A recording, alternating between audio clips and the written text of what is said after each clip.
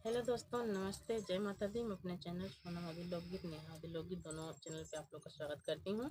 एक छोटा सा कहारवा नाच गीत है, बहुत प्यारा नाच गीत है। आप लोग सुनिएगा और फुल वॉच करिएगा। कमेंट बॉक्स में ज़रूर बताइएगा कि हमारा गाना आपको कैसा लगा। अगर हमारा गाना अच्छा लगे तो हमारे चैनल को लाइक, सब्सक्राइब, शेयर जरूर करिएगा और अपना आशीर्वाद प्यार दुलार जरूर दीजिएगा आप सब।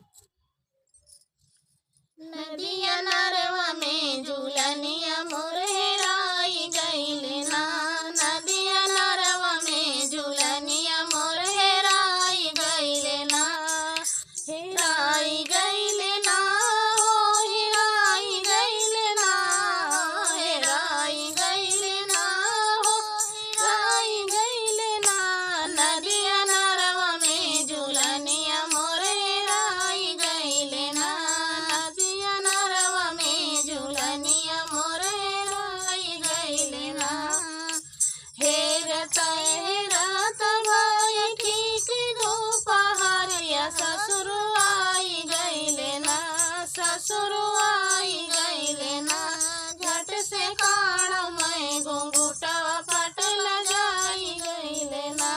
झट से काढ़ मैं घुंघुटवा पटल जाई गइले ना। नदिया नरवा में झूलनिया मोर हेराई गइले ना। नदिया नरवा में झूलनिया मोर हेराई गइले ना। हेराई गइले ना हो हेराई गइले ना। हो हेराई गइले ना हो हेराई गइले ना। नदिया नरवा में झूलनिया मोर हेराई गइले ना।